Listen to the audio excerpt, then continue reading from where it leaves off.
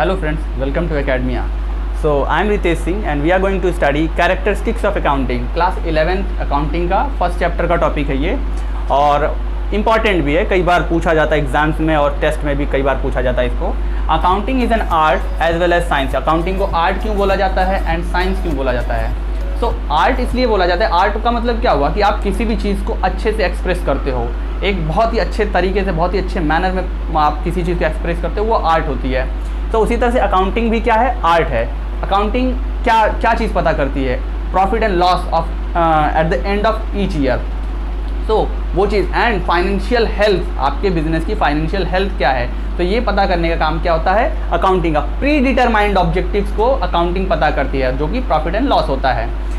अब साइंस क्यों बोला जाता है as well as science? Science इसलिए बोला जाता है सर कि अकाउंटिंग भी क्या है? अकाउंटिंग भी बेस्ड है सर्टेन प्रिंसिपल्स, रूल्स, इक्वेशंस पे, जिस तरह से साइंस बेस्ड है।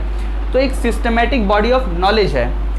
नाउ सेकेंड टॉपिक है हमारा recording of financial transactions only, यानी कि अकाउंटिंग में आप फाइनेंशियल ट्रांजेक्शन को ही रिकॉर्ड करते हैं। जैसे कि जो भी कई सारे ट्रांजेक्शन होते रहते हैं और फाइनेंशियल इन नेचर होते हैं, ठीक है, और उनको आप रिकॉर्ड करते हैं जो कि अफेक्ट करते हैं बिजनेस को। नाउ कुछ ऐसी भी चीज़ें हो जाती हैं बिजनेस में कि आप जो है रिकॉर्ड नहीं कर सकते। जैसे मान लीजिए कि आपकी कंपनी का प्रोडक्शन मैनेजर या आपके बिजनेस का प्रोडक्शन मैनेजर और सेल्स मैनेजर जो है, दोनों के बीच में क्या हुआ? क्वेरल हो गया। ओके, अब उस क्वेरल की वजह से आपके बिजनेस पे एडवर्सली इफेक्ट आएगा। ओके, सो ये चीज़ क्या करेगी? आपके बिजनेस को हिट कर रही है, और लेकिन इस चीज़ को आप नोट नहीं कर सकते, मनी के टर्म्स में नहीं बता सकते कि कितना लॉस हुआ है आपको। तो फाइनेंशियल ट्रांजेक्शन को रिकॉर्ड किया जाता है।